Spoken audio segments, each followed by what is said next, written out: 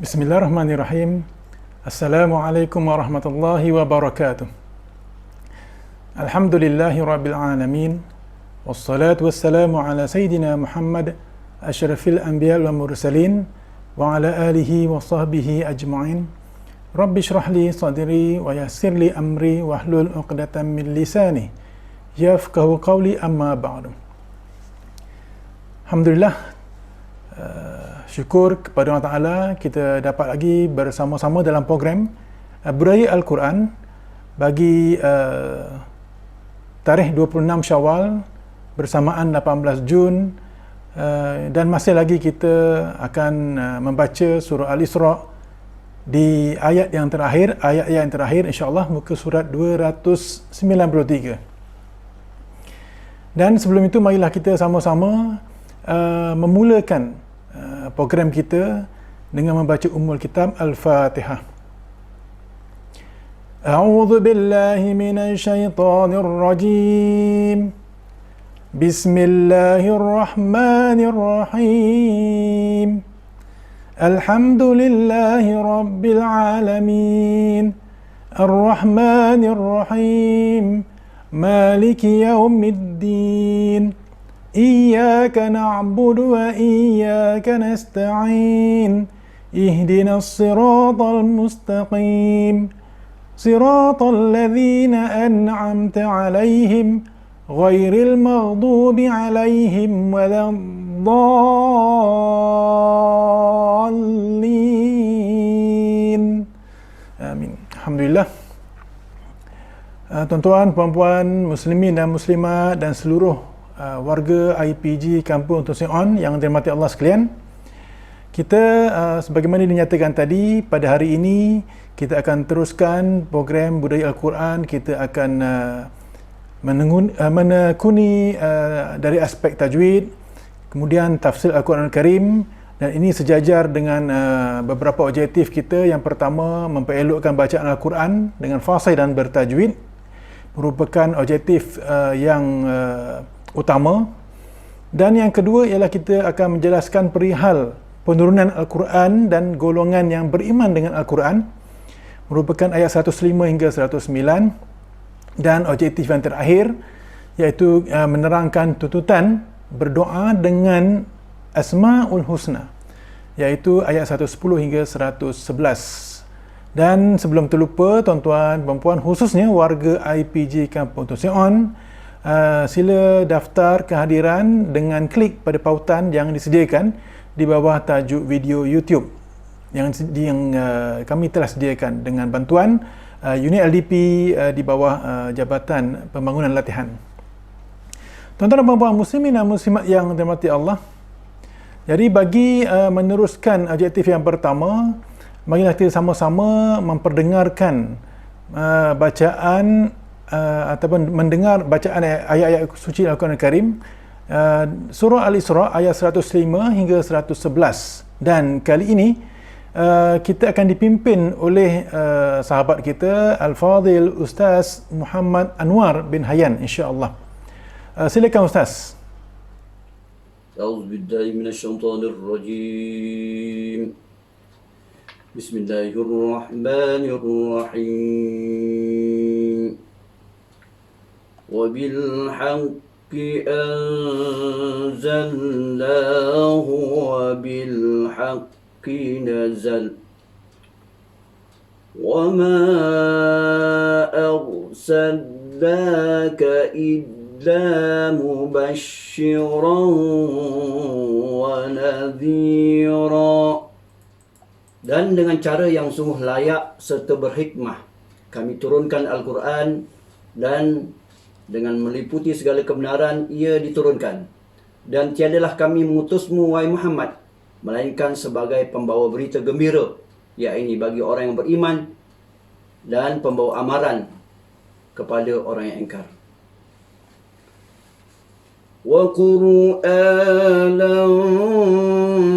فَرَقْنَاهُ لِتَقْرَأَهُ عَلَى النَّاسِ عَلَى مُكْثٍ وَنَزَّلْنَاهُ نزلناه تنزيلا. Dan Al-Quran itu kami bahagi-bahagikan supaya engkau membacakannya kepada manusia dengan lambat, tenang, dan kami menurunkannya beransur-ansur. Qul aminu bihi aw la tu'minu innal ladina utul ilma min qablih innal ladina utul ilma min qablihi idza yutla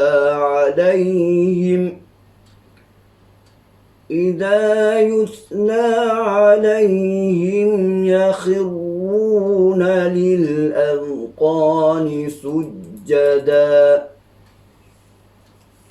Katakanlah wahai Muhammad kepada orang yang engkar itu, sama ada kamu beriman pada Al-Quran atau kamu tiada beriman. Ya, ini tidaklah menjadi hal. Kerana sesungguhnya orang yang diberi ilmu sebelum itu, apabila dibaca Al-Quran, mereka segera tunduk sujud dalam keadaan hiba dan khusyuk.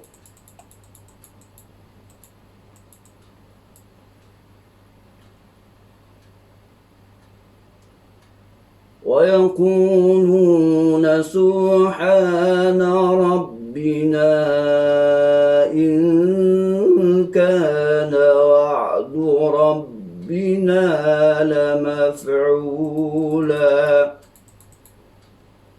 Serta mereka menegaskan dalam sujudnya, Maha suci Tuhan kami, sesungguhnya janji Tuhan kami tetap terlaksana. وَيَخِرُّونَ لِلْأَذْقَانِ يَبْكُونَ وَيَزِيدُهُمْ خُشُوعًا. Subhanallah walhamdulillah wa la ilaha illallah Allahu akbar. Subhanallah walhamdulillah wa la ilaha illallah Allahu akbar. Subhanallah walhamdulillah wa la ilaha illallah Allahu akbar.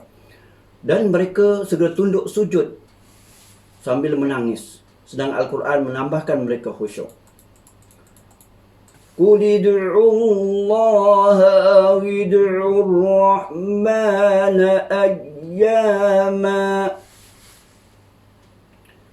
ayyama tad'u falahul asma'ul husna. ولا تجهر بصلاتك ولا تخافت بها وابتغ بين ذلك سبيلا.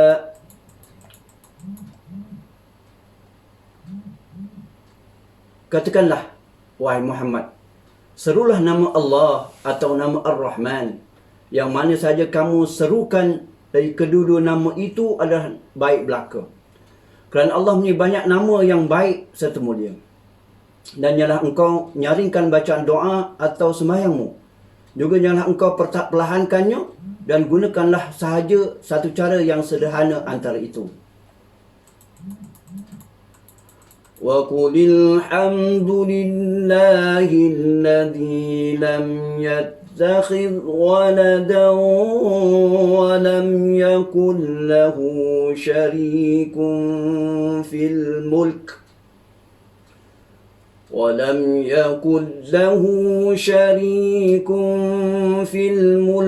وَلَمْ يَكُنْ لَهُ وَلِيٌّ مِنَ الذُّلِّ وَكَبِّرْهُ تَكْبِيرًا.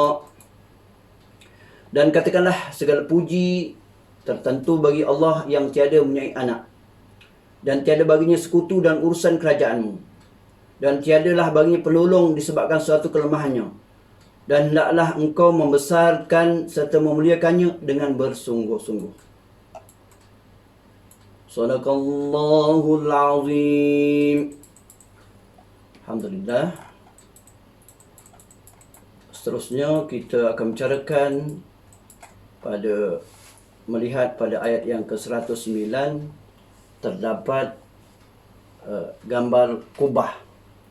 Di sana bermaksud bahawa ia adalah ayat sujud tilawah, ayat sejadah. Yang mana dalam Quran terdapat 15 ayat sejadah yang sewajarnya bagi kita, bagi adab Al-Quran, adab membaca Al-Quran adalah kita sujud. Tetapi oleh kerana sekiranya kita nak sujud, kita tidak ada mungkin masa ataupun tempat tidak sesuai, cukuplah sekadar, kata Imam dalam Al-Azkar, Imam An-Nawawi menyebut di sana, cukuplah sekadar membaca tasbih, subhanallah, tahmid, walhamdulillah, dan takbir. Subhanallah, walhamdulillah, wa la ilaha illallah, Allahu akbar sebanyak 3 kali. Itu di antara sedikit tentang ayat sejadah. Apabila kita bertemu dengan tanda-tanda seperti kubah, maka kalau kita tak boleh sujud, cukuplah sekadar dengan tasbih, tahmid dan takbir. Kemudian kita masuk kepada ilmu tajwid, di mana dalam ayat yang wa yakhruna lil azqa, ya, wa yakhruna lil azqa, alaihim yakhruna lil azqa, di situ ayat yang ke-107 betul ayat 107 itu dia 107 yakhru, bukan wa yakhru, minta maaf, yakhru, kha berbaris bawah, di mana kita pastikan bahawa sebutannya tidaklah kita menyebut seperti ha. Contoh yahiru, jadi huruf ha. Sedangkan kha, ya, makhraj hurufnya ialah iaitu pangkal halkum kha, minta maaf, ujung halkum yakhiru, kha yakhiru nil hasqa ni sujada. Itu yang perlu diambil perhatian, kerana sekiranya kita menyebut dengan ha, maka dia akan berubah maknanya begitu. Kemudian seterusnya kita lihat ayat seterusnya,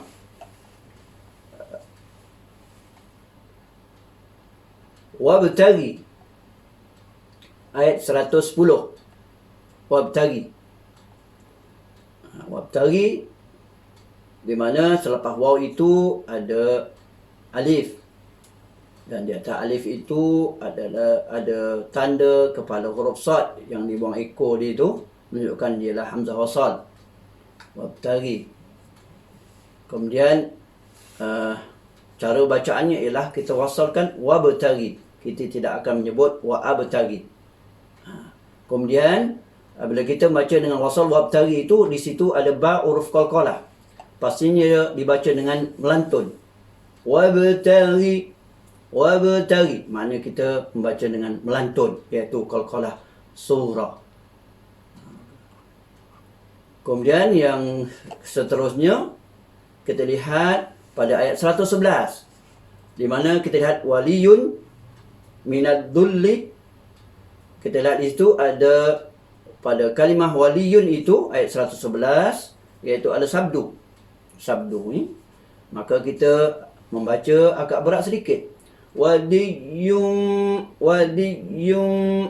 maka agak berat, kita tak boleh baca walam yakun lahu waliyum, kita panjangkan pula, tidak, mesti waliyum. Satu lagi pada ayat seterusnya minadzul. Kalau kita berhenti, pastikan minadzul, kita agak sentap sedikit supaya kita nak menyatakan bahawa lam pada kalimah ad-dhul itu ada sabdu. Kalau kita sekadar baca waliyum minad-dhul, maka kita telah membuang sabdu tersebut. Maka ya, kalau kita waqaf minad-dhul, dengan mimik muka atau minad-dhul, itu. Ataupun kalau kita wasal, sambung walam yakun lahu waliyyun minad-dhulli wa kabbiruhu takbira. Itu dia yang mana dhulli itu ada sabdu. Saya rasa cukup sekadar yang saya boleh sampaikan untuk pertemuan kali ini. Wallahu alam. Alhamdulillah.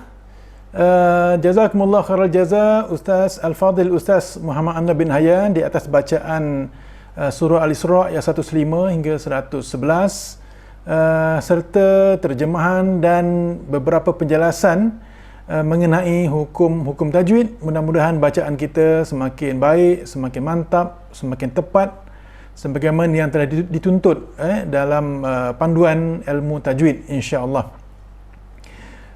Tuan-tuan dan puan muslimin dan muslimat yang dirahmati Allah, kembali kepada objektif kita, iaitu yang kedua, melalui tafsir Al-Quranul Karim daripada ayat-ayat yang kita bacakan tadi.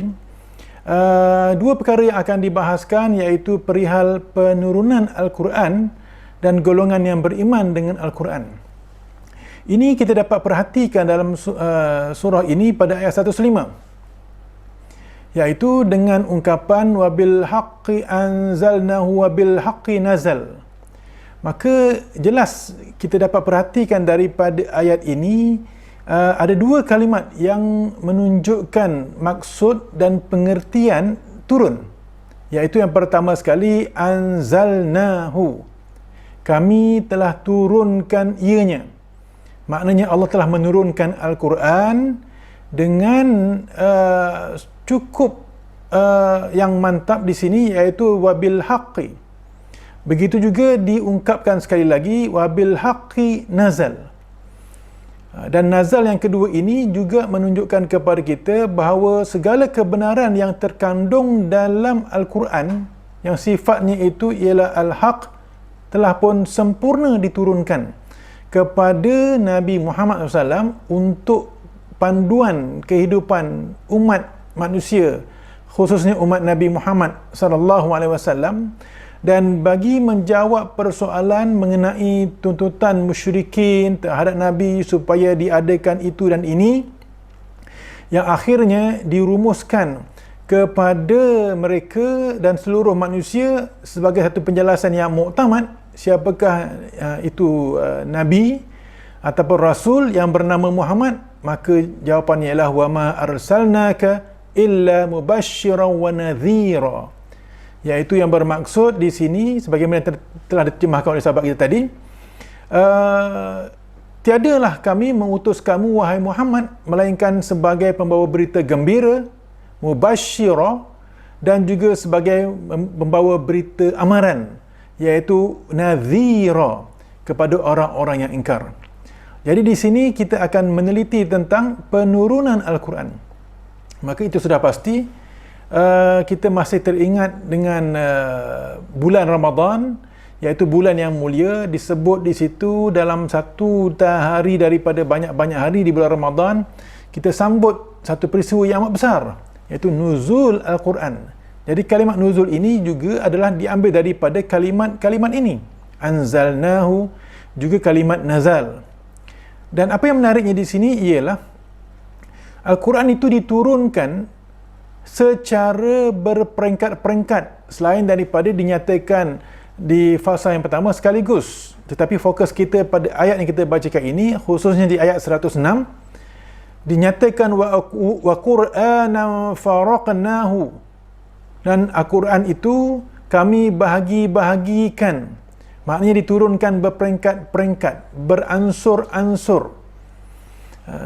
Dan sebelum itu, apabila dinyatakan bahawa Al-Quran ini diturunkan wabil haqqi, diulang dua kali, maka itu telah jelas menunjukkan kepada kita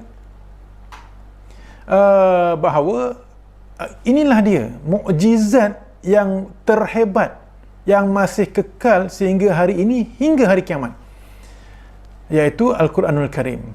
Maka kalimat bil haqqi yang dinyatakan dua kali itu adalah sebagai satu isyarat kepada kita bahawa Al-Quran ini ialah Al-Quran yang memiliki mukjizat yang kekal, dan bersyukur kepada Allah Ta'ala kerana kita masih lagi bersama dengan mukjizat ini.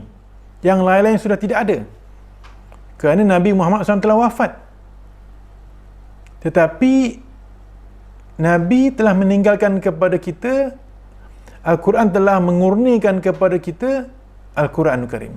Allah telah mengurnikan kepada kita Al-Quranul Karim sebagai satu bukti kekuasaan Allah Ta'ala dan sebagai panduan yang lengkap bagi kesemua keperluan kehidupan kita, sama ada kecil atau besar, sama ada yang jelas ataupun yang tersembunyi. Nah, inilah yang membuktikan bahawa Allah SWT Maha Berkuasa, Maha Agung dan Maha Mencipta, sebab Allah tahu apa yang kita perlukan. Dan apabila kita melihat kepada kalimat bahawa Nabi Muhammad SAW ini tidak diutuskan melainkan sebagai mubasyirah, ini adalah sebagai Nabi membawa berita gembira kepada golongan yang mentaati perintah Allah Ta'ala, iaitu golongan-golongan yang beriman, yang insya-Allah diganjari dengan syurga, sebagaimana yang telah dinyatakan banyak kali dalam Al-Quranul Karim, surah Al-Mu'minun, surah Baqarah dan surah-surah yang lain. Manakala apabila disebut kalimat nadhira, Nabi juga diutuskan tidak lain tidak bukan selain daripada misi yang pertama, mubasyirah, membawa berita gembira, Nabi juga sebagai pembawa khabar amaran, berita-berita yang memberi peringatan kepada umat manusia, iaitu apabila mereka ini memilih jalan untuk engkar, tidak mentaati kepada Allah Ta'ala, maka disebut sebagai mereka ini golongan yang melakukan maksiat, dan balasannya wal'iyazubillah, jika mereka tidak bertaubat di hujung usia ataupun sebelum menemui kematian, maka balasannya amat pedih, iaitu disebut sebagai neraka. Tuan-tuan dan puan muslimin dan muslimat yang dirahmati Allah, jadi kembali kepada apa yang dinyatakan tadi, iaitu Al-Quran ini diturunkan dalam bentuk ada bahagian-bahagian, dengan kata lain berperingkat-peringkat, sedikit-sedikit, beransur-ansur. Maka dinyatakan apa tujuannya, apa hikmahnya? Maka jawapannya juga terkandung dalam ayat yang sama, 106. Litaqra'ahu 'alan nasi 'ala muqthin wa nazzalnahu tanzila. Supaya engkau membacanya kepada manusia dengan lambat, tenang, satu-satu, dan kami menurunkannya beransur-ansur. Inilah dia hikmah, inilah dia kehebatan Al-Quranul Karim yang diturunkan kepada Nabi Muhammad SAW, kepada kita umat manusia, apabila ianya diturunkan secara berperingkat-peringkat untuk memudahkan kita. Allah SWT Maha mengetahui, mencipta manusia sedemikian rupa, maka diutuskan Rasul di kalangan manusia. Allah Maha mengetahui. Sebagai untuk memudahkan kehidupan di atas muka bumi ini, bagi kita teruskan kehidupan, apa juga bidang dan perkara yang kita akan laksanakan, maka diberikan panduan, iaitu Al-Quranul Karim. Cuba kita buat satu analogi mudah. Apabila kita membeli barang, sama ada mahal ataupun murah, maka terkandung dalam kotak barang yang kita beli itu ialah ada panduan, manual penggunaan. Maka kalau perkara seperti itu perlukan kepada panduan untuk kita guna, supaya kita boleh dapat mendapatkan manfaat dan nikmat, supaya kita boleh elakkan daripada berlakunya malapetaka, apatah lagi dalam bab penciptaan manusia. Kita berhajatkan kepada panduan yang benar, yang bernama Al-Quranul Karim. Dan bukan sahaja dalam kotak barang yang kita beli itu ada manual penggunaan, tata cara nak guna. Kita juga semasa kita tengah memilih barang, kita dipandu oleh seseorang yang bernama pekerja untuk menerangkan tentang barang yang kita nak beli, apa yang baik, apa yang tak baik, disampaikan kepada kita dengan begitu lancar, apa yang disebut oleh salesman, juru jual. Kalau tidak ada dia, kita ternganga-nganga, kita tertanya-tanya, apa benda ni, macam mana nak buat, macam mana nak guna, apa pantang larangnya. Kalau perkara sekecil itu pun ada seseorang untuk memandu kita, apatah lagi dengan penciptaan manusia yang amat besar nilainya di sisi Allah Ta'ala sebagai satu makhluk yang mulia di antara makhluk-makhluk yang lain. Cuba bayangkan, itu pun ada di kalangan manusia yang memilih jalan untuk menolak adanya agama, yang benar ini, apatah lagi mereka menolak bahawa adanya Tuhan. Sebagai contoh, golongan ateis. Cuba kita tanya kepada mereka untuk beli katalah sebuah kenderaan, tidak berhajatkan kepada jurujual, tidak berhajatkan kepada manual pengguna, ambil, beli, terus guna. Apa akan jadi? Tentu akan berlaku huru-hara, kucar kacir dalam pengendalian, penggunaan, penyelenggaraan terhadap barang yang dia beli. Itu pun mereka boleh fahami dan menerima secara hati yang terbuka. Tiba-tiba dalam bab penciptaan manusia, mereka menafikan adanya Tuhan dan Rasul. Peliknya manusia. Baik. Kembali kepada persoalan kita, iaitu kenapa Al-Quran ini diturunkan secara berperingkat-peringkat. Yang jawapannya telah pun diberikan, iaitu litaqra'ahu 'alan nasi 'ala muksin wa nazzalnahu tanzila. Dan sebagai penjelasan yang lain, kita dapati bahawa penurunan berperingkat-peringkat ini adalah melihat kepada keperluan sempena-sempena tertentu, keperluan kepada persoalan-persoalan tertentu yang sebahagian sahabat-sahabat tanya, Rasulullah jawab setelah wahyu diturunkan. Dan ini juga berlalu dalam tempoh masa yang amat panjang, 23 tahun. 23 tahun di Mekah dan di Madinah. Bukannya sekaligus, bukannya 2 hari, bukannya 3 hari, tetapi 23 tahun.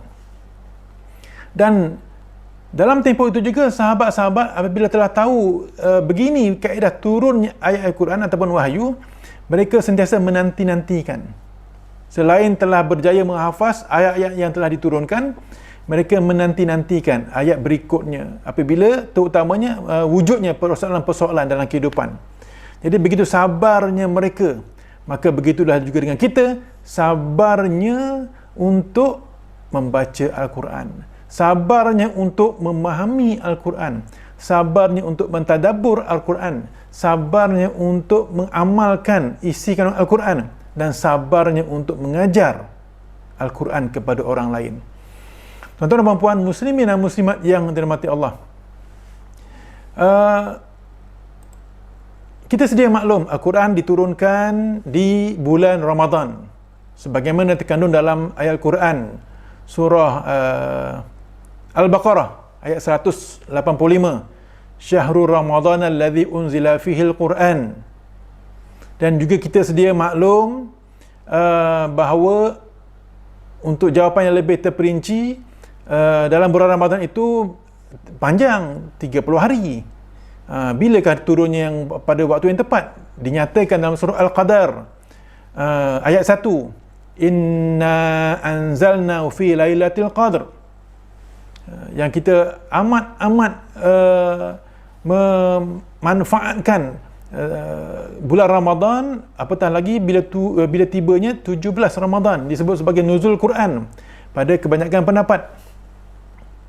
Dan kita juga menghayati dalam surah Ad-Dukhan ayat 2 hingga 3 apabila Allah berfirman wal kitabil mubin, iaitu Al-Quran, inna anzalnahu fi lailatin mubarakah, sesungguhnya kami telah turunkan Al-Quran ini pada malam yang mubarakah, pada malam yang diberkati. Jawapannya ialah Lailatul Qadar. Inna kunna munzirin, sesungguhnya kami pemberi peringatan. Ini sejarah ataupun muqaddimah kepada persoalan turunnya Al-Quran ini. Jadi ayat-ayat ketiga ayat tadi itu adalah ayat yang tidak sama duduknya dalam surah Al-Baqarah, surah Al-Qadar, surah Ad-Dukhan, tetapi menunjukkan kepada maksud yang sama, iaitu Al-Quran diturunkan pada malam yang diberkati, Lailatul Qadar di bulan Ramadan. Dan turunnya secara berperingkat-peringkat ini, inilah antara nasnya. Inilah antara nasnya yang kita akan hayati di sini. Apakah faedahnya selain apa yang dinyatakan di sini, iaitu disebut dalam surah Al-Furqan ayat 32 hingga 33, linuthabbita bihi fuadak, untuk kami perkuatkan hati kamu. Allah kata kepada Nabi Muhammad SAW, Begitu juga antara hikmah yang lain, warattalnahu tartila, dan kami akan membacakannya secara tartil, satu-satu, tenang, jelas, benar dan benar. Jadi tidak kalut, tidak kelang kabut. Inilah kaedah untuk mengajar sesuatu yang baharu. Malah Al-Quran ini bukan sahaja kalau pada hari ini bukan lagi benda baharu, telah pun ada sejak 1400 tahun yang lalu, tetap dengan kaedah yang sama, iaitu perlu diajar satu persatu mengikut kepada peringkat sasaran kita. Malah bagi orang yang telah dewasa ataupun hampir nak rebah atas muka bumi ni pun, bagi kalau mereka belum tahu, kita masih ajar mereka satu-satu dan supaya jelas. Tuan-tuan dan puan muslimin dan muslimat yang dirahmati Allah. Jadi hikmah turunnya Al-Quran ini secara peringkat sebagaimana yang terkandung dalam ayat 106 ini, wa Qur'anan faraqnahu. Banyak hikmahnya, antaranya ialah untuk Nabi Muhammad SAW sendiri sebagai menguatkan hati Rasulullah. Apabila Nabi berdakwah, Nabi SAW berdepan dengan pelbagai mehnah, pelbagai ujian, pelbagai dugaan yang kita sedia maklum dalam sirah Nabawiyah, yang macam-macam ceritanya, sama ada di Makkah ataupun di Taif ataupun di Madinah dan sebagainya. Itu terkandung dalam ayat ataupun surah Hud ayat 120, ma nuthabbitu bihi fuadak, untuk kami tetapkan ke dalam hatimu ya Rasulullah. Wa ja'aka fi hadzal haqqu wa mau'izatun wa dzikra lil mu'minin. Dan untuk orang-orang yang beriman, antara hikmahnya ialah untuk didatangkan kebenaran, pengajaran, peringatan sebagai jalan panduan kehidupan. Ini hikmahnya diturunkan berperingkat-peringkat, sikit. Macam matematik kita belajar di sekolah rendah, sekolah menengah, satu ikut bab-bab, malah diulang-ulang. Apabila kita berada di peringkat menengah, cuma ianya berbentuk lanjutan, berbanding di peringkat rendah berbentuk asas. Ini semua kaedah-kaedah lanjutan ini diambil daripada pendekatan penurunan Al-Quran secara berperingkat-peringkat. Dan hikmah yang kedua ialah apabila turunnya berperingkat-peringkat ini sebagai satu mukjizat, satu bentuk perkara luar biasa yang hanya Allah berikan kepada para Nabi, termasuk Nabi Muhammad SAW, ini untuk menyahut cabaran orang kafir, musyrikin. Contohnya dalam surah Al-Furqan ayat 33, firman Ta'ala, wala ya'tunaka bimathalin illa ji'naka bilhaqqi wa ahsana tafsira. Tidakkah golongan kafir itu datang kepadamu membawa sesuatu yang ganjil, melainkan kami datangkan kepadamu sesuatu yang benar dan yang paling baik penjelasannya. Bayangkan kalau turun sekaligus kepada manusia, daripada malaikat Jibril sekaligus kepada manusia. Yang turun peringkat-peringkat ni pun golongan musyrikin telah pun buat macam-macam kepada Nabi Muhammad SAW, apatah lagi sekaligus. Sebab itu hikmahnya di sini penurunan itu secara berperingkat-peringkat. Dan dinyatakan juga dalam surah yang lain, surah Al-A'raf ayat 187, tentang maksud yang sama. Dan hikmah yang ketiga, memudahkan hafazan, memudahkan kefahaman. Boleh kita rujuk dalam surah Al-Jumu'ah ayat 2. Wallazi ba'atha fil ummiyina rasulan minhum yatlu 'alaihim ayatihi wa yuzakihim. Allah yang angkat, utus seorang rasul di kalangan manusia, menyampaikan ayat-ayat Al-Quran ke atas manusia, wa yuzakihim, untuk membersihkan manusia dalam segala aspek, dalaman, luaran. Dan yang kedua, misinya wa yu'allimuhumul kitab, mengajar Al-Quran kepada manusia, serta wal hikmah, mengajar hikmah kepada manusia. Yang mana sebelum itu manusia la fi dhalalim mubin, dalam keadaan kesesatan. Sebab disebut Arab jahiliyah. Mereka banyak berlaku kerosakan, terlibat dalam kesesatan, maka dibersihkan wa yuzakihim secara berperingkat-peringkat. Diajar wa yu'allimuhum secara berperingkat-peringkat. Ini hadis. Jadi antara lain selain daripada kehidupan itu, maka di kalangan mereka yang dulunya adalah Arab jahiliyah, akhirnya bertukar menjadi seorang sahabat yang hebat, menjadi golongan sahabat yang hafaz Al-Quran. Walaupun masa itu tidak ada kertas, tidak ada pen, tidak ada teknologi yang canggih macam sekarang, tapi mereka ada ikhtiar, termasuk dalam usaha untuk menghafaz. Jadi bagaimana mereka boleh menghafaz dengan mudah 30 juzuk? Iaitu kerana Al-Quran ini diturunkan secara berperingkat-peringkat, beransur-ansur, ada bahagian-bahagian. Tuan-tuan dan puan muslimin dan muslimat yang dirahmati Allah. Sebab itu kita tentu ingat malaikat Jibril alaihissalam ketika mana mengajar Nabi Muhammad SAW Al-Quran, iaitu surah Al-Alaq ayat 1 hingga 5. Maka inilah kaedahnya yang digunakan, antara untuk mereka yang menghafal Al-Quran. Ini satu petua sesuai dengan satu hadis yang diriwayatkan daripada Abi Aliyah, qala Umar radhiyallahu anhu, ta'allamul Qur'ana khamsan, iaitu pelajarilah Al-Quran 5 ayat. Fa inna Jibril alaihissalam nazala bil Qur'ani ala Nabi sallallahu alaihi wasallam khamsan, sebab malaikat Jibril alaihissalam menurunkan Al-Quran kepada Nabi Muhammad SAW 5 ayat. Ini satu kaedah kalau siapa yang nak menghafaz. Ini kita dah senang sebab kita sudah ada Al-Quran lengkap, maka kaedahnya 5. Ketika Al-Quran diturunkan, bayangkan kalau sekaligus sahabat-sahabat semuanya berusia, berumur, adakah sempat untuk menghafaz kalau turun sekaligus? Tapi apabila diturunkan berperingkat-peringkat, mereka boleh hafaz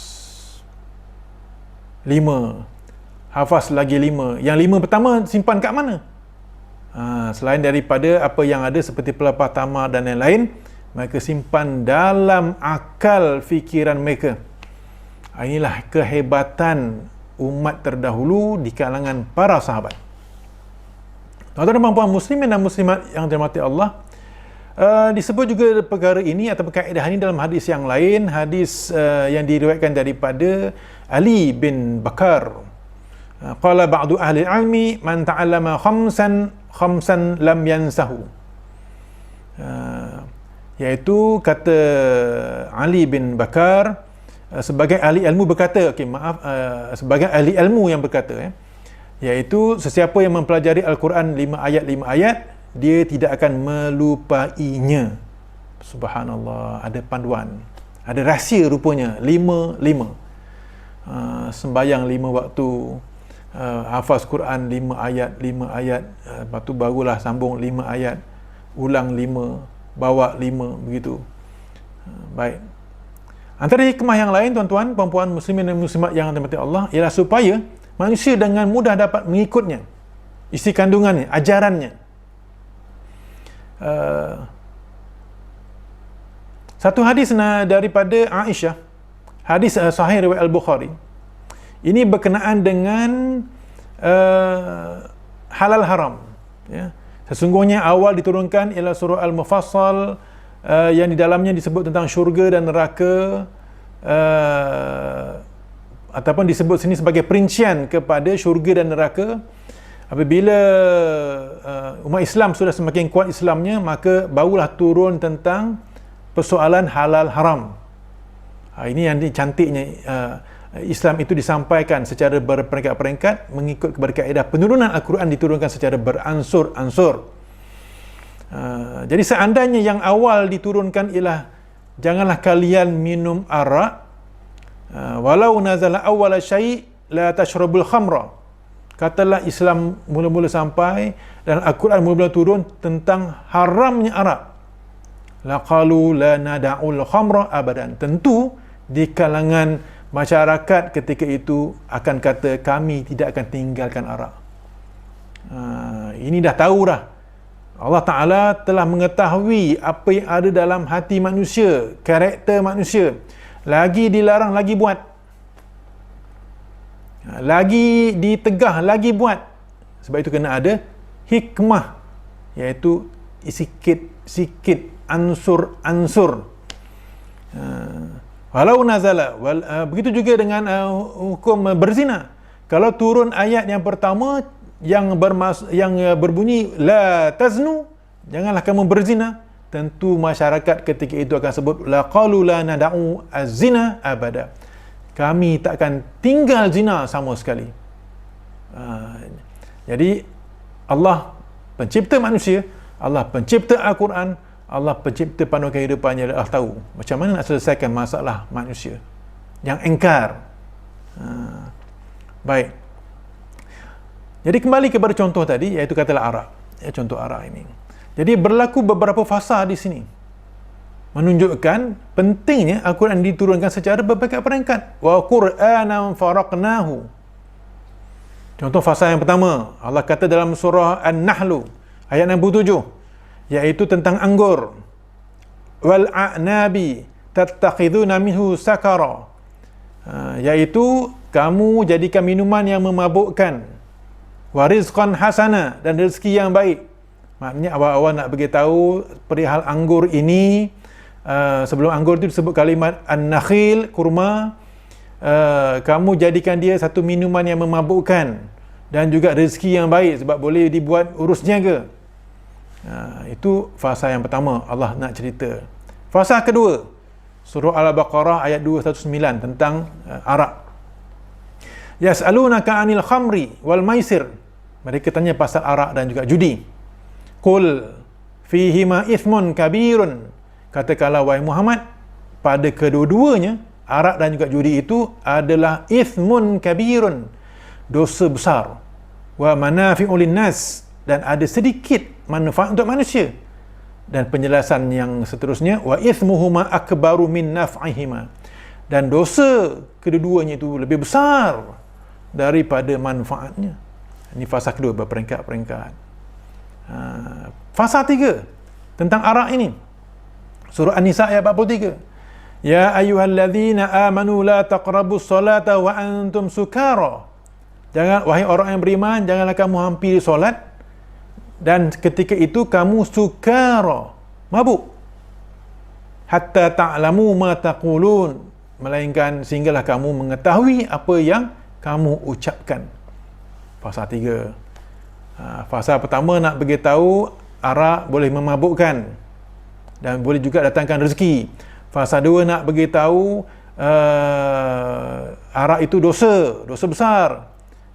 Tapi ada juga sikit manfaat, tapi dosa besar tu lebih banyak.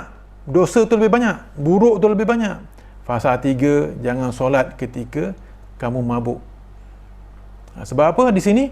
Ayat kepada orang yang beriman, sebab dah ramai masuk Islam tapi mereka masih lagi sebahagiannya minum arak.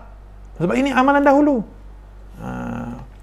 Dan fasa terakhir, maka turunlah surah Al-Ma'idah ayat 90. Ya ayyuhalladzina amanu innamal khamru wal maisir wal ansabu wal azlamu rijsum min amali syaitan fajtanibuhu la'allakum tuflihun.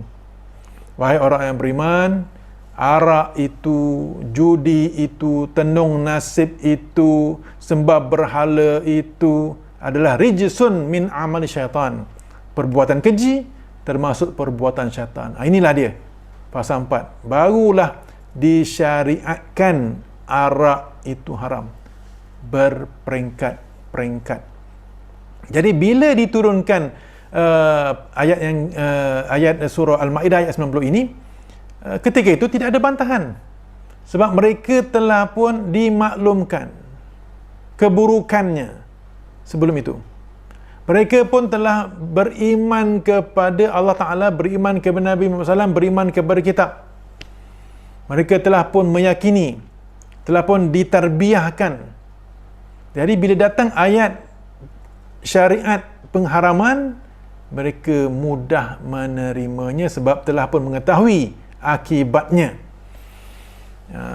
Sebab itu tuan-tuan, dalam hal ini dan kita juga telah didedahkan berkenaan dengan agama, kitab-kitab agama lain pun menyebut bahawa arak itu memudaratkan, malah dikategori sebagai haram. Jadi ini sebab jelas musibahnya, implikasinya, perceraian dalam rumah tangga, pengabaian dalam tanggungjawab terhadap anak-anak dan sebagainya, malah boleh mencetuskan jenayah yang lebih besar. Dan contoh yang berlaku baru-baru ini di Sabah, berlaku pembunuhan. Punca disebut dalam akhbar, iaitu salah seorang daripada mereka yang terlibat itu mabuk disebabkan arak. Jadi fikirkan sendiri apa yang nyatakan dalam hal ini. Tapi poin kita nak nyatakan di sini ialah hikmah Al-Quran itu diturunkan secara berperingkat-peringkat, jadi memudahkan untuk manusia, orang-orang yang beriman, agar dapat mengamalkan, menerima. Ini indahnya Al-Quran Karim, mukjizat kubra. Hikmah yang kelima, bukti kehebatan Al-Quran. Dalam satu ayat dinyatakan bahawa Al-Quran diturunkan sekaligus, betul? Itu bukan kepada kita, ya, tetapi daripada Jibril kepada Nabi Muhammad SAW, untuk panduan kita beransur-ansur. Jadi Allah mampu buat segala-galanya. Nak hidupkan, nak matikan, nak sekaligus, nak peringkat-peringkat, no problem.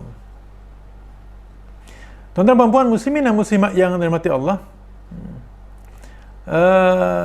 selain daripada yang dinyatakan tadi itu, ialah bukti kehebatan Al-Quran yang boleh kita rujuk dalam surah Hud ayat 1, Alif Lam Ra, kitabun uhkimat ayatuhu thumma fussilat min ladun hakimin khabir. Iaitu Al-Quran, ayat-ayatnya, kitab, ayat-ayatnya disusun dengan rapi, dijelaskan dengan terperinci, diturunkan di sisi daripada Allah Ta'ala yang maha bijaksana, yang maha tahu. Sebelum tu apa yang kita dengar tadi, Alif Lam Ra, itu pun kita tak boleh nak tahu apa-apa. Tapi apa yang menariknya, summa fussilat min ladun hakimin khabir. Begitu juga dalam surah An-Nisa ayat 82, dinyatakan oleh Allah Ta'ala yang maksudnya maka apakah mereka tidak memperhatikan Al-Quran?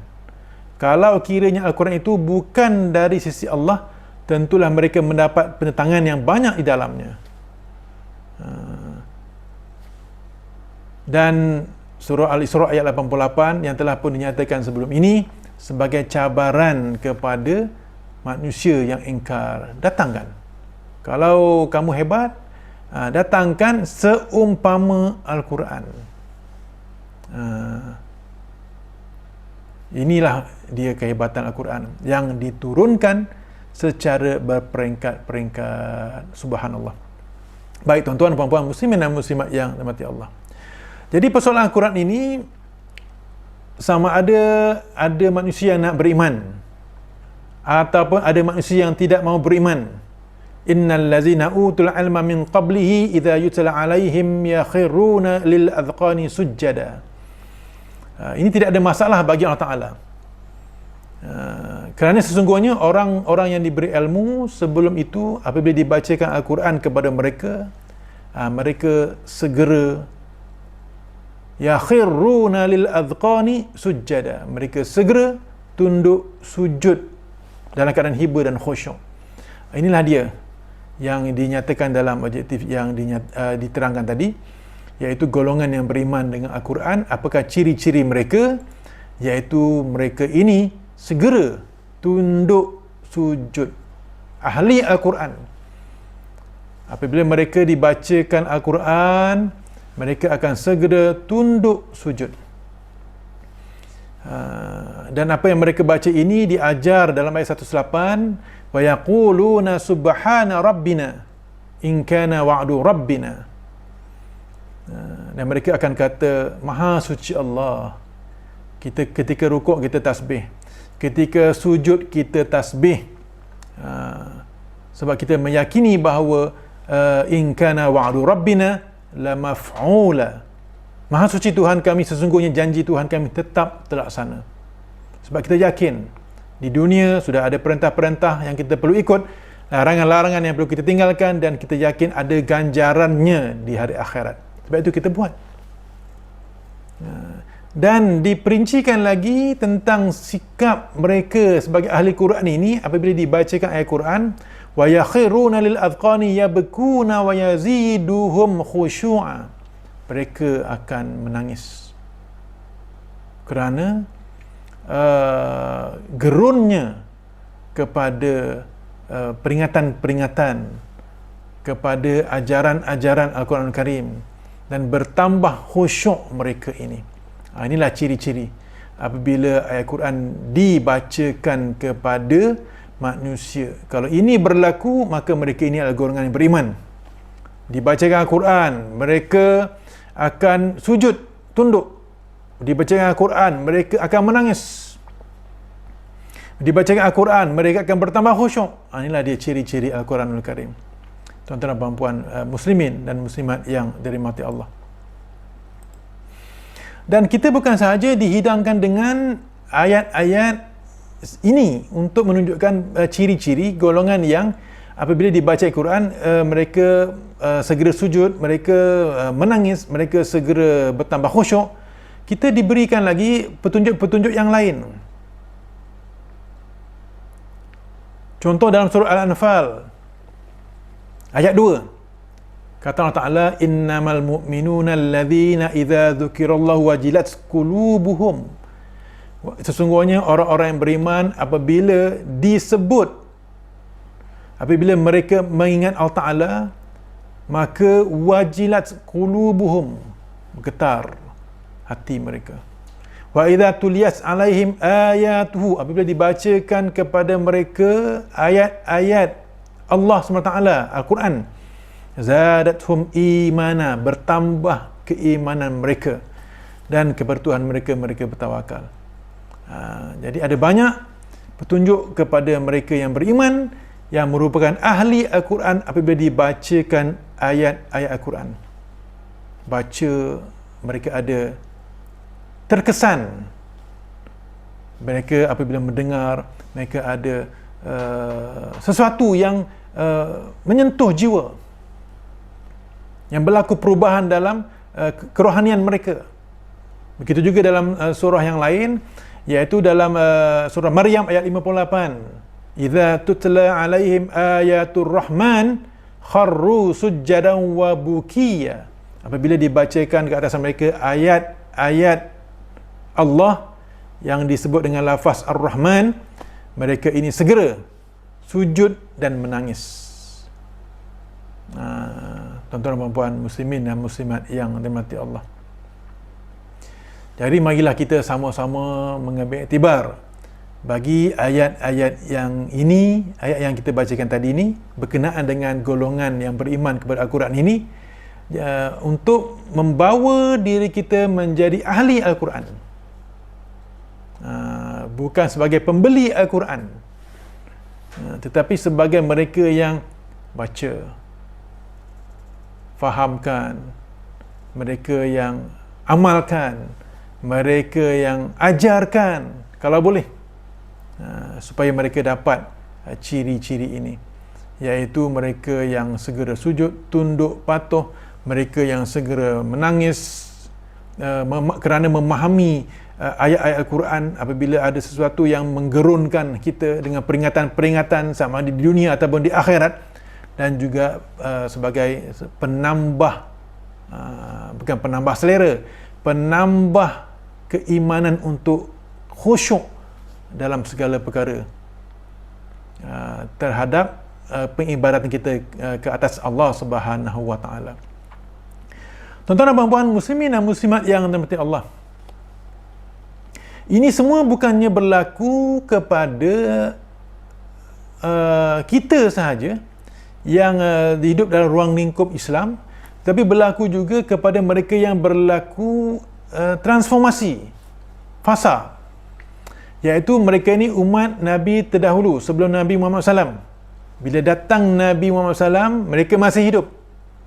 Mereka berpegang kepada kitab panduan yang diturunkan kepada kitab mereka dahulu. Contoh Injil. Ya. Apabila datang Al-Quran, mereka beriman. Mereka ini juga akan telah menerima nikmat sebagai ahli Al-Quran. Contoh, kata Mujahid, mereka ini merupakan golongan ahli kitab. Ketika mana mereka mendengar sesuatu yang telah diturunkan oleh Allah Ta'ala ke atas Nabi Muhammad SAW, mereka ini segera sujud. Sebahagian mereka disebut dalam kitab seperti Zaid bin Amr bin Nufail. Disebut juga nama yang kita sering dengar dalam sirah Nabawiyah, Waraqah bin Naufal, dan yang lain seperti Abdullah bin Salam. Ini dia, mudah saja. Jadi tidak ada alasan untuk dikatakan bahawa kita tidak menerima seruan. Kenapa tak buat macam ni? Belum sampai seru, katanya. Ya Allah, hebat betul manusia ni. Sedangkan Waraqah bin Naufal boleh buat perubahan, Zaid bin Amr bin Nufail boleh melakukan transformasi, Abdullah bin Salam boleh membuat penghijrahan. Apabila tibanya Al-Quran, kenapa kita tidak boleh? Ini tepuk dada. Tanyalah iman, tanyalah diri masing-masing. Jangan tanya selera. Ya, selera memang hebat je. Apatah lagi bila kita dalam keadaan tersekat.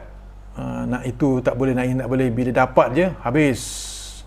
Sebesar-besar hidangan kita boleh mampu untuk habiskan. Tuan-tuan dan puan-puan, muslimin dan muslimat yang dirahmati Allah. Jadi selesai satu perkara yang merupakan objektif yang kedua, iaitu menjelaskan perihal penurunan Al-Quran dan golongan yang beriman dengan Al-Quran. Kita akan pergi ke objektif yang kedua, iaitu tuntutan berdoa dengan Asmaul Husna, ayat 110 hingga 111. Okey, baik. Tentu kita ketika membaca ayat ini, ayat 110 ini, kita perasan dengan satu daripada banyak-banyak Asmaul Husna. Qul id'ullaha awid'ur rahman. Iaitu kalimatnya tentulah di sini Ar-Rahman. Ya.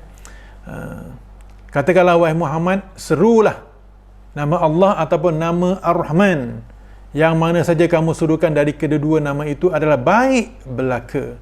Sebab Allah mempunyai falahul asmaul husna, nama-nama yang baik, 99 nama. Baik. Ini sebenarnya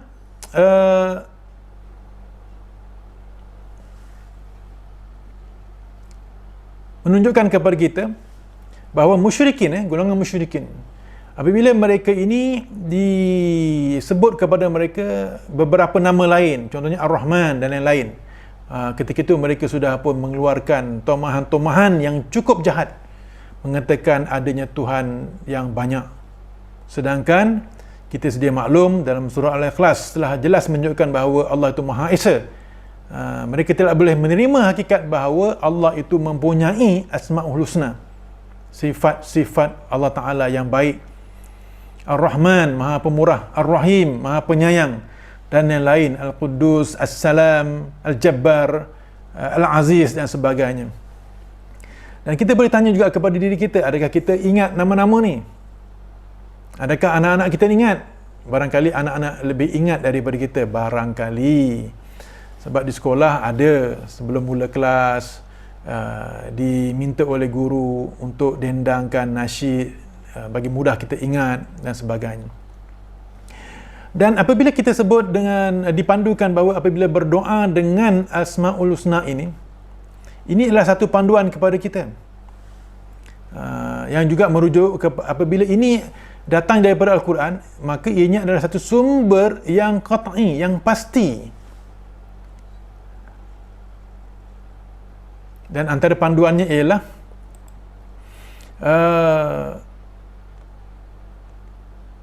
kita boleh memulakan sebutan Asmaul Husna ini di awal doa.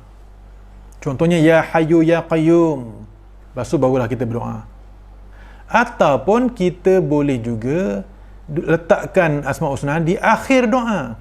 Contoh dalam surah Ali Imran ayat 8. Rabbana la tuzigh qulubana ba'da idh hadaitana wa hab lana min ladunka rahmah innaka antal wahhab. Al-Wahhab salah satu daripada Asmaul Husna. Jadi ada dua cara untuk kita mengamalkan, mempraktikkan apabila kita berdoa, kita menyelitkan di situ dengan seruan menggunakan Asmaul Husna. Sebahagiannya, tak payah nak banyak semua 99 sekaligus dalam satu lafaz doa, tidak begitu, ya. Baik, tuan-tuan dan puan-puan muslimin dan muslimat yang dirahmati Allah,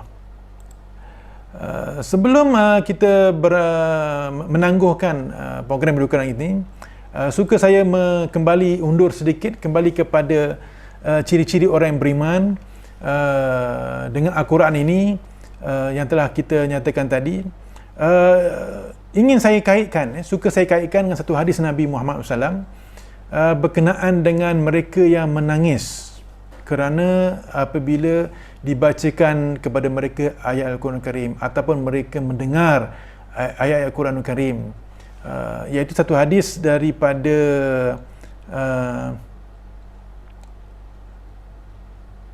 hadis riwayat At-Tirmizi, hadis yang ke-1563, disebut di situ oleh Nabi Muhammad SAW, ainani la tamassuhuman nar, ainun bakat min khasyatillah wa ainun batat tahrusu fi sabilillah. Jadi bila sebut menangis ini tentulah datang daripada air mata, bukan air telinga, air hidung, air mata, ya. Itu namanya menangis, ya. Sebagaimana disebut dalam ayat yang kita bacakan tadi sebelum ini, ataupun dalam sumber-sumber Al-Quran yang lain yang kita telah selitkan bersama dengan sumber-sumber di sini. Ini dia, wa yabkuna, ya. Mereka tunduk sujud sambil menangis. Baik, kembali kepada hadis ini. Ainani, kata Nabi Muhammad SAW, dua mata, la tamassuhuman nar, yang dua-dua itu tidak akan disentuh oleh api neraka.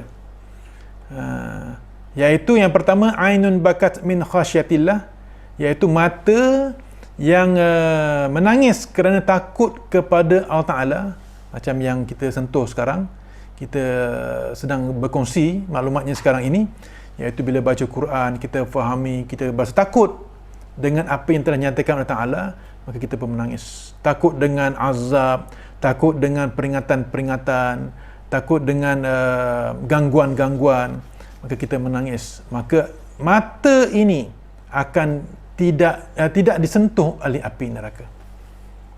Subhanallah. Satu lagi ialah kata Nabi Muhammad SAW, ainun batat tahrusu fi sabilillah, iaitu mata yang berjaga, mata yang celik untuk berjaga di jalan Allah. Itu dia, mata yang sentiasa terbeliak sebab berjaga di jalan Allah. Jadi dua mata ini, dua situasi ini, mata-mata ini tidak akan disentuh oleh api neraka. Hadis ini juga terdapat dalam maksud yang sama mengenai hadis, kandungan ini terdapat dalam hadis riwayat Ahmad, hadis yang ke 16,581.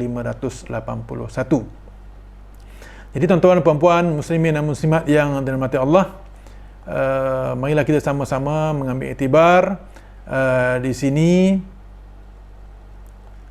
Untuk kita yang pertama sekali ialah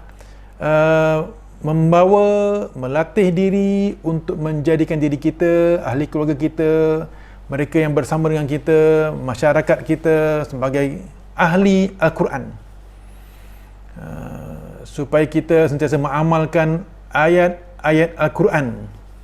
Kalau sahabat-sahabat dulu boleh buat dalam keadaan kepayahan, serba kekurangan, kenapa kita tidak? Yang penting kita berusaha. Kalau tidak mampu untuk membaca banyak, bacalah sedikit. Yang penting istiqamah.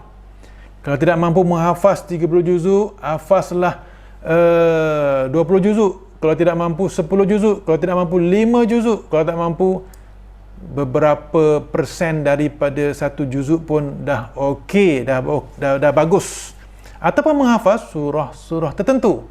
Yang penting ada usaha ke arah itu. Dan pengajaran yang lain, kita ini adalah manusia biasa, tidak boleh mengaku sombong, maka kita dituntut untuk berdoa, memohon sesuatu daripada Allah Ta'ala. Sebagaimana dalam surah Al-Fatihah, Iyyaka na'budu wa iyyaka nasta'in. Maka antara panduannya ialah kita meletakkan Asma'ul Husna dalam doa kita untuk kita taqarrub kepada Allah Ta'ala. Mudah-mudahan dengan itu doa kita ini diperkenankan, dimakbulkan, dan itulah sebahagian daripada panduan-panduannya tentang doa. Baik, tuan-tuan dan puan-puan, muslimin dan muslimat yang dirahmati Allah, marilah kita sama-sama memartabatkan kehidupan kita dengan sentiasa meletakkan Al-Quran sebagai satu cara hidup, panduan hidup kita, tanpa berdolak dalih, tanpa 1001 alasan, dan kita hendaklah meletakkan juga rasa syukur kita kepada Allah Ta'ala sesuai dengan ayat 111, wa qulil hamdulillah, iaitu segala puji bagi Allah. Yang dinyatakan di sini iaitu Allah itu yang allazi lam yattakhidh waladan wa lam yakul lahu syarik fil mulki wa lam yakul lahu waliyyun min dhul wa kabbirhu takbira. Selain daripada kita tahmid, memuji Allah Ta'ala, kita hendaklah takbir, membesarkan Allah Subhanahu wa Ta'ala. Tuan-tuan dan puan-puan, muslimin dan muslimat yang dirahmati Allah, jadi sekadar itu dahulu perkongsian kita mengenai ayat yang kita bacakan pada hari ini, surah Al-Isra ayat 105 hingga 111, yang juga merupakan lembaran terakhir bagi surah Al-Isra, juga ayat-ayat yang terakhir bagi surah ini. Dan insya-Allah selepas ini kita akan masuk perbincangan kita mengenai surah Al-Kahfi, insya-Allah pada minggu depan, ya. Baik. Jadi untuk selanjutnya, marilah kita sama-sama membaca doa khatam Al-Quran. Allahumma arhamna bil Quran waj'alhu lana imaman wa nuran wa hudan wa rahmah. Allahumma dzakkirna minhu ma nusina wa 'allimna minhu ma jahilna warzuqna tilawatahu ana al-laili wa atrafan nahar waj'alhu lana hujjatan ya rabbal alamin.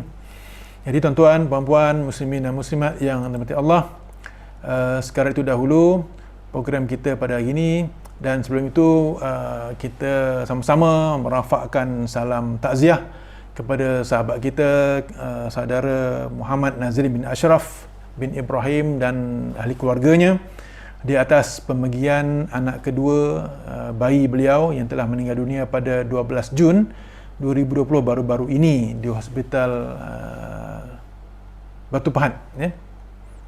Jadi kita doakan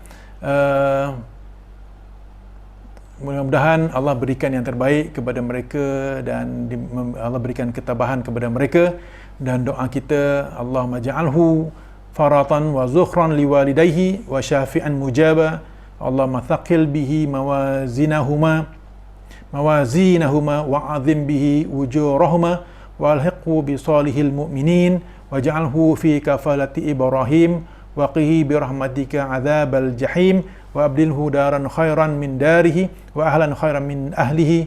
Allahumma ighfir li aslafina wa afratina wa man sabaqana bil iman.